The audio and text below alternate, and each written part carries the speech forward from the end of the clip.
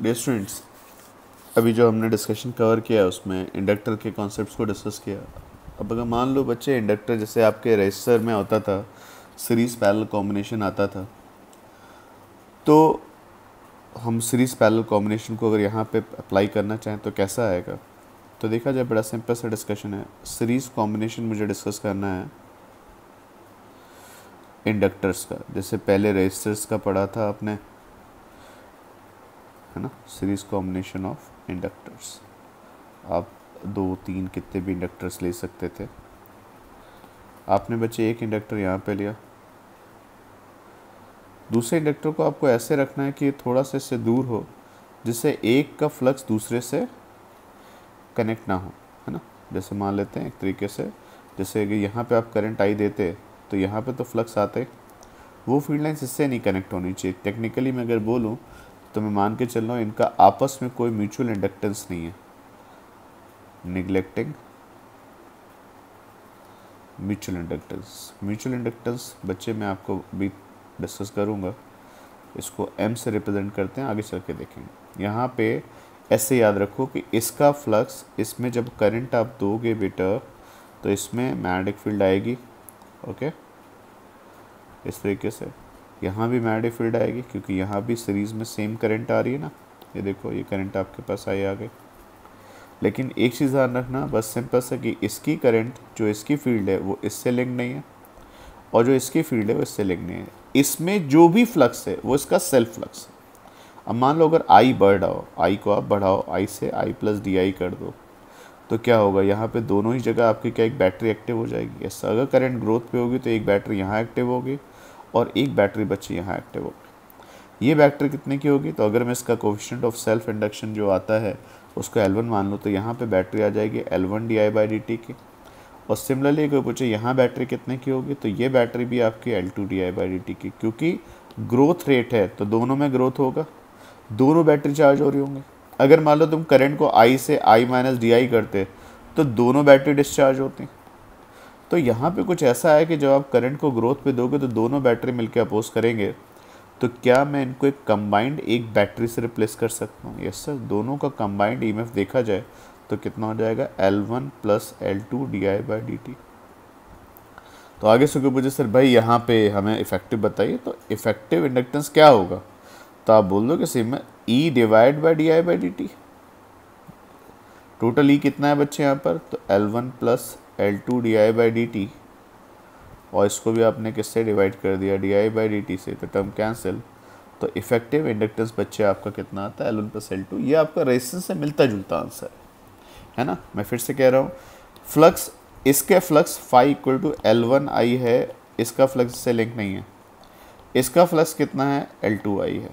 तो जब I बढ़ाओगे तो फ्लक्स बढ़ेगा, फ्लक्स बढ़ेगा तो आपका एक बैटरी L1 में आएगी, एक बैटरी L2 में आएगी।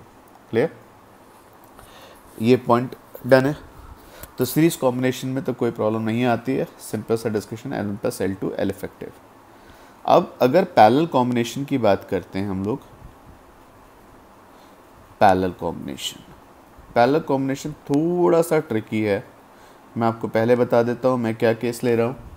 मैंने हर जगह प्योर इंडक्टर की बात करी है, कंडीशन चेंज होगी, हम उसके अकॉर्डिंग सोचेंगे। क्वेश्चंस में मैं उन चीज़ों को डील भी करूँगा, पर बेसिक थ्योरी जो आती है वो इस तरीके से है कि आपने एक यहाँ पे सोलेनॉइड ली, ये सोलेनॉइड आपके पास यहाँ पे आ गई, ये एक सोलेनॉइड आपने यहाँ पे ली और दोनों को पैरेलल में लगाया है। मैं मान के चल रहा हूँ इनका अपना कोई रेजिस्टेंस नहीं है। यहाँ पे आप L1 लेते हैं, यहाँ पे आप L2 लेते हो, और आप क्या करते हैं, ये प्योर इंडक्टर है, इनका रेजिस्टेंस 0 है। अब आप यहाँ पे करंट I देते हैं, ऑब्वियसली करंट आगे जाके इस जंक्शन पे डिवाइड होगी। डिवाइड होने का उसके पास एक ही रीज़न है कि भाई मेरे को 2 रास्ते मिल रहे हैं, मैं ऐसे डिवाइड होना चाहिए। क्या इस लॉजिक में R कहीं पे आया, नहीं सर, R तो कहीं पे नहीं है। तो मैं एक छोटी सी बात करूँ कि भाई ऊपर, अब अगर मान लो तुम्हारी करंट ग्रो करे, करंट अगर I ग्रो करेगी तो I1 भी ग्रो करेगी, I2 भी ग्रो करेगी। तो तुमने जैसी करंट I से I प्लस डी करी तो यहाँ पे भी एक बैटरी आ जाएगी, यहाँ पे भी एक बैटरी आ जाएगी।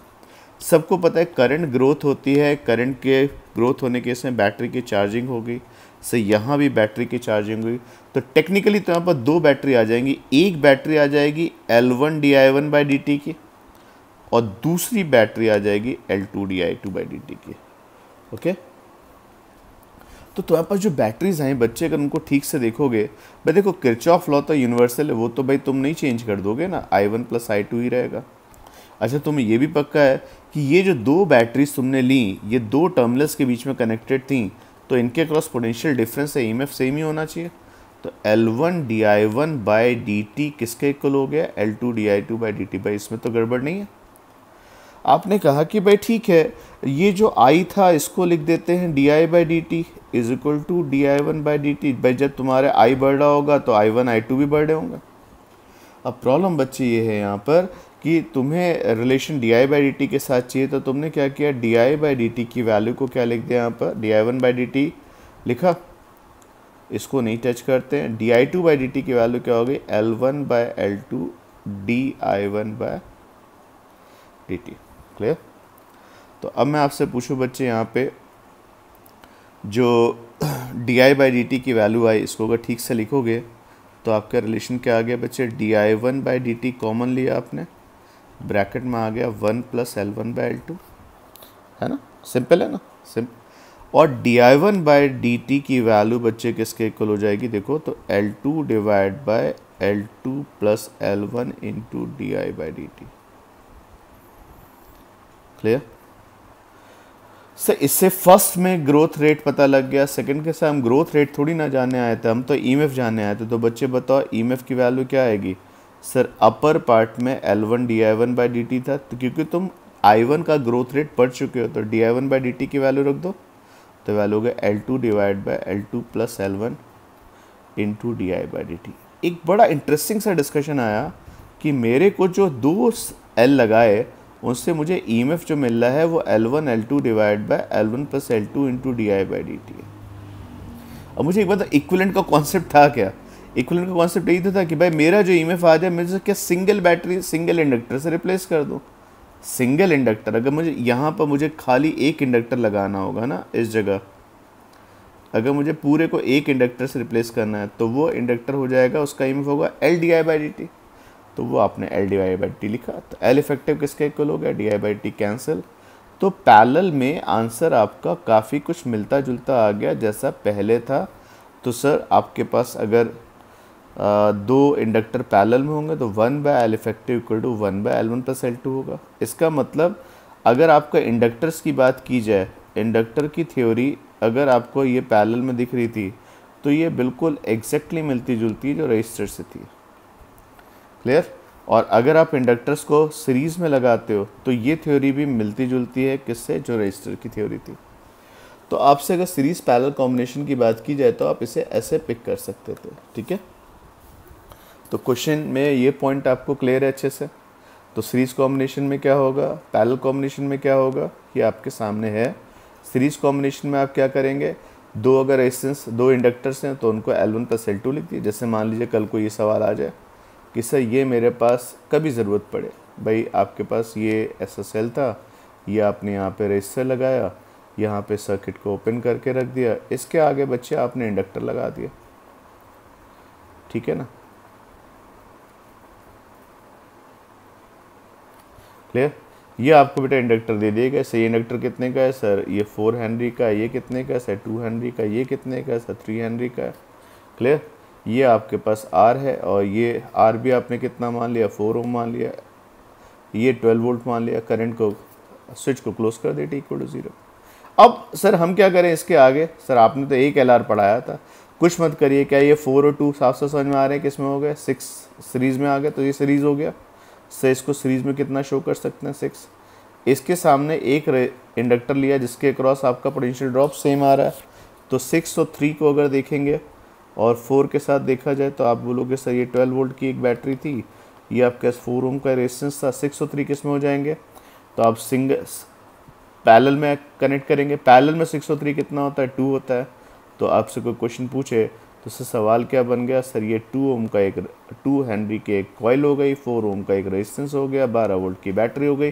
करंट बोलिए क्या सिखाया था, E/R × 1 - e⁻ RT/L। तो E/R क्लियर है, कितना हो जाएगा सर 12 डिवाइड बाय 4, तो आपका 3 एम्पियर वो करंट होगी जो स्टेडी स्टेट में आएगी, और 1 minus e to the power minus R T by L में आपका आंसर आ जाएगा -4t डिवाइड बाय 2। क्लियर, ये आपकी बच्चे करंट आ जाएगी। ये वो करंट होगी जो मेरे पास बैटरी से सप्लाई में आएगी, है ना, ये करंट वो होगी जो बैटरी सप्लाई में आएगी। अब दूसरी बात आती है सर, करंट अगर बैटरी से सप्लाई में आएगी तो सर करंट आगे जगह डिवाइड किस में होगी। तो एक बात समझो, जैसे करंट पहले, ये प्योर इंडक्टर की बात हो रही है, फिर से बोल रहा हूँ प्योर इंडक्टर की बात हो रही है, दोनों में करंट में ग्रोथ आई होगी, यहाँ भी ग्रोथ यहाँ भी ग्रोथ।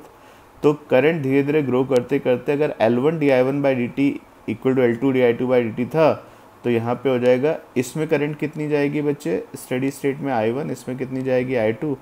तो L1 di1 बाई dt अगर पैरेलल में देखो तो L2 di2 बाई dt के इक्वल था। तो जब dt कैंसिल करो, इंटीग्रेट करोगे, सेम रेट से ग्रो करें, तो L1 I1 equal to L2 I2। तो पैरेलल में अगर दो रेजिस्टेंस होंगे तो उनमें करंट इन्फिनिटी में कैसे डिसाइड होगी, जिसका L ज़्यादा होगा उसमें I कम आएगा। तो भाई देखो ये रेशियो क्या हुआ 6:2, 6:3। तो रेजिस्टेंस का L का रेशियो होगा 2:1 का, तो करंट का रेशियो होगा 2:1 का। तो जो करंट आएगी बच्चे स्टेडी स्टेट में, इधर से अगर मान लो कितनी आएगी बच्चे x, तो इसमें करंट कितनी जाएगी 2x/3, और इसमें करंट कितनी जाएगी x/3, क्योंकि L1 I1 इक्वल टू क्या होगा L2 I2। 2x/3 की मुलाकात होगी 3 से, और x/3 की मुलाकात हो जाएगी बच्चे 6 से। भाई देखो बात सही बैठती है यहाँ पे। तो ये 3 कैंसिल, 2x 2 कैंसिल 2x, तो आपकी करंट आपकी डिवाइड हो जाएगी। जो स्टेडी स्टेट की करंट होगी वो भी आप बता सकते थे। स्टेडी स्टेट में करंट क्या होगी भाई, स्टेडी स्टेट की करंट सबको क्लियर है, कितनी है 3 आ रही है। तो 3 करंट जो होगी x की वैल्यू कितनी हो जाएगी 3, 2/3 इसमें जाएगा, तो इसमें कितनी करंट जाएगी बच्चे 2/3 ऑफ 3 कितना हो जाएगा 2 एम्पियर, और 1/3 ऑफ 3 कितना हो जाएगा 1 एम्पियर। तो आपसे अगर पूछा जाए स्टेडी स्टेट में इन सॉलिनॉइड्स में एनर्जी कितनी स्टोर होगी, वो भी आप कवर कर सकते हो। क्लियर, तो सीरीज पैरेलल कॉम्बिनेशन क्लियर है, सिंपल रेजिस्टेंस से मिलता जुलता है। ओके।